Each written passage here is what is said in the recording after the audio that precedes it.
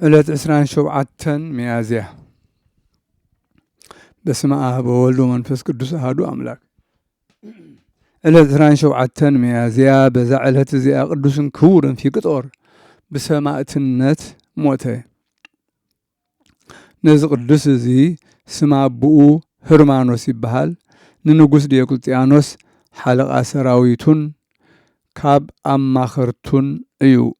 ምኽሩን ዘረባኡን ምስ ንጉስ ብዛዕባ ምምላኽ ጣዖታት ነበረ። ስማ ኣዲኡ ብፅእቲ ማርታ ትበሃል ንሳ ክርስቲያን ነበረት። ቅዱስ ፊቅጦር ምስ ዓበየ ጎይታ ኣቡኡ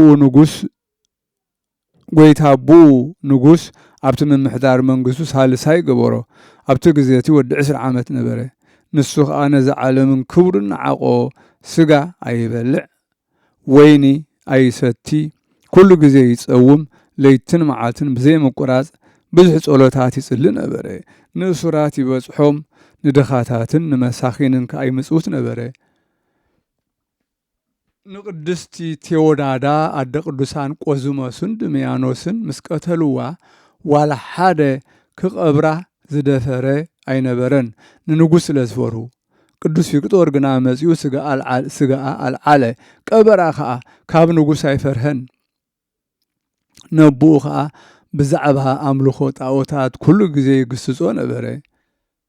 ኣቦኡ ከዓ ናብ ንጉስ ከሰሶ። ናብኡ ምፀውዖ ድማ ዕጥቁ ፈትሐ። ነቲ ንጉስ ከዓ እንካ ዝዝሃብካን ሃብትኻ ኢሉ ናብ ገጹ ደርበየሉ። ንንጉስን ንጣዖታቱን ከዓ ፀረፎም። ህርማኖስ ኣቦኡ ከዓ ንንጉስ ከምዚ ኢሉ መኸሮ። ንፊቅጦር ናብ ሃገረ እስክንድርያ ናብ ገዛኢ ሄርሜን ወሰደዶ ኣብኡ ክቐጽዕዎ በሎ። ንቅዱስ ፊቅጦር ከዓ ኣፉ ብልጓም ለጉሞም ኣውፅእዎ። ኣዲኡ ብዙሕ ብኽያት ከተፋንዎ ከላ ንሱ ከዓ ንድኻታትን ንመሳኺንን ሰቡት ንዘይብለንን ንዘኽታማትን ክትበጽሖም ዝደለይዎ ክትህቦም ኣዘዛ። ናብ ሃገረ እስክንድርያ ናብ ሄርሜኔዎስ ገዛኢ ምስ በጽሐ ዓብዪ ቅጽዓት ቀጽዕዎ። መልኣኽ እግዚኣብሔር ተገልጸሉ።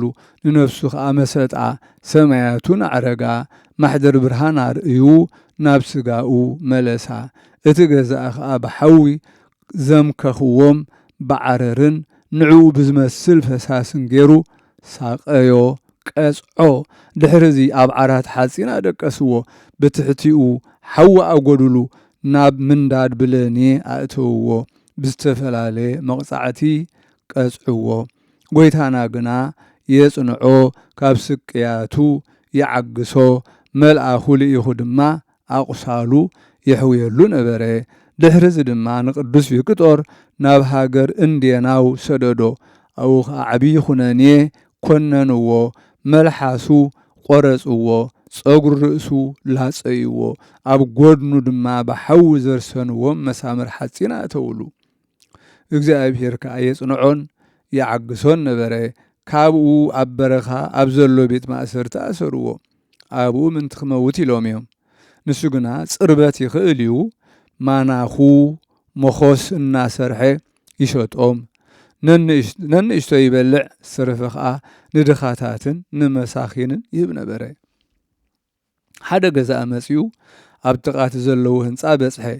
ናይ ቅዱስ ፊቅጦር ዜና ንሱ ወዲ ህርማኖስ ሓለቓ ሰራዊቱ ንንጉስ ከም ዝኾነ ነገርዎ።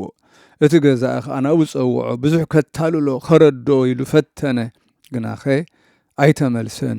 ትእዛዝ እውን ኣይሰምዐን። ካብኡ ዓብዪ ቅጽዓት ክቐጽዕዎ ኣዘዘ። ሰራውሩ ሰሓብዎ። ኣፉ ዘበጥዎ። ቁልቁል ኣፉ ሰቐልዎ።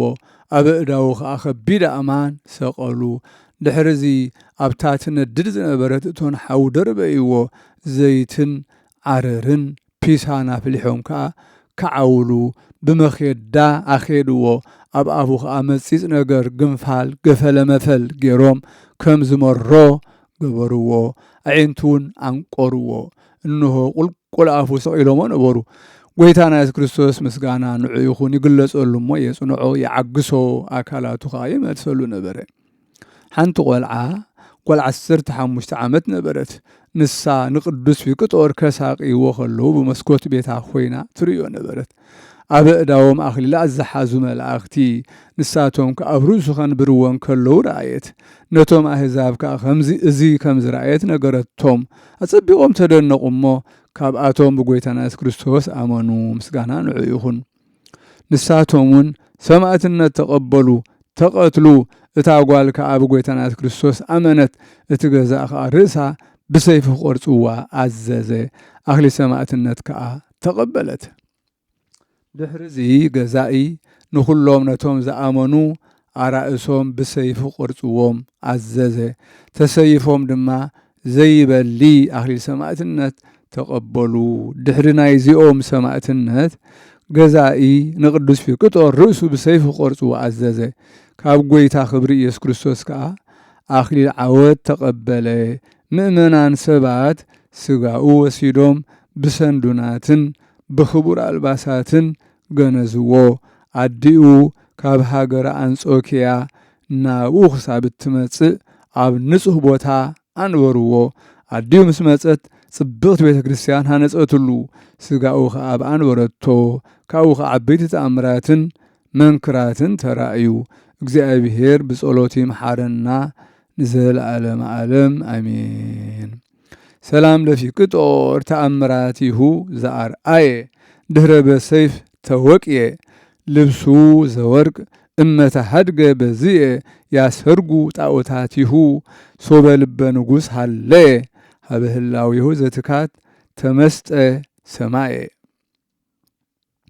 ሰላም ንፊቅጦር ተአምራቱ ዘርአየ ብሰይፊ ምስተቆርጸ ምስተወቅየ ናይ ወርቂ ክዳኑ እንተቐንጠጥዎ ኣብዚ በዝየ ጣዖታቱ ክሽልመሉ ልቢ ንጉሥ ምስ ሓሰበ ምስ ሓለየ ናብ ናይ ቅድም ሰብ ሰፈሩ ተመስጠ ተመልሰ ሰማየ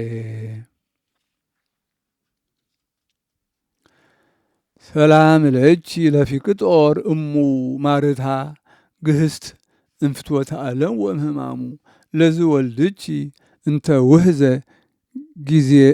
ውህዘ ጊዜ በህማሙ ይጻሙ አንብእች ወነቃደሙ በእንቲአየ ይቁሙ አመ በፍርሃት ነፍስየ ትጻሙ ሰላም ንዓኺ ንፊቅጦር አዲኡ እሙ ማርታ ርሕቕቲ ካብ ፍትወት ዓለም ምስ ሕማሙ ነዚ ወድኺ ኣብ ግዜ ስቅያቱ ኣብ ግዜ ድኻሙ ንብዓትኪ ምዝፍልፍል ደሙ ምእንታይ ይቆሙ ነፍሰይ ብፍርሃት ከተንቀጥቅጥ ከላ ክትጻሙ ሰላም ለክሙ ማሕበራነ ፊቅጦር በሃይማኖት ወስቱፋን በህማማት አባ ኖባ ወሶሲማ ወስጢፋና ብጽዕት እንዘ ትዝየከሩ ስሞ ለክርስቶስ ሕይወት ጸውኡኒ ለእሁክሙ ሀበ ዘቦእክሙ ገነት ሰላም ንዓኹም ማሕበራት ፊቅጦር በሃይማኖት ተሳተፍቲ ብሕማማት አባ ኖባ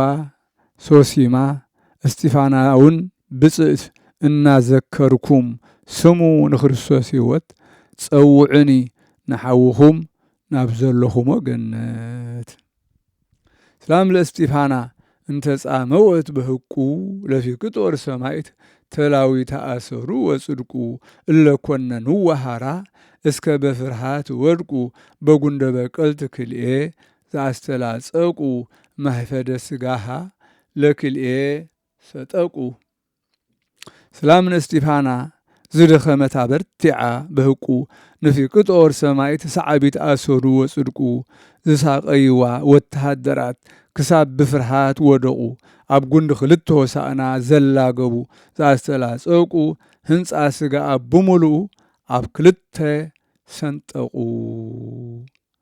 27 ሚያዝያ ዝዓለት እዚኣ መዘከርታ ስቕለት ጎይታናን ኣምላኽናን መድሓኒናን ኢየሱስ ክርስቶስ እያ የቕሬታኡን ምሕረቱን ምሳና ይኹን ዘለዓለም ዓለም አሜን ሰላም ለሰሪቦትከ ጽዋዓ ሃሞት በጉርኤ ወለሰኪቦትከ አዲ መትተ መቃብር እስከ ትንሣኤ ኢየሱስ ክርስቶስ ስብከተ ፊቅጦር ቀርነ ጽዋኤ ዘተወግፈ በእንቲአከ ስቃየ ረሲአን ጉባኤ ወለእስጢፋና በሰይፍ ዘተመድረት ለክልኤ ሰላም ንምስታይካ ጽዋዕ ሓሞት ብጎሮሮ በጉርኤ ንምድቃስ ካውን ከምኡ ትሕቲ መቃብር ክሳብ ትንሣኤ ኢየሱስ ክርስቶስ ስብከት ፊቅጦር ቀርኒ ጽዋኤ ምንታኻ ዝተቐበለ ስቃይ ረሲኣን ጉባኤ ንእስጢፋናውን ብሰይፊ ዝተመትረት ንክልኤ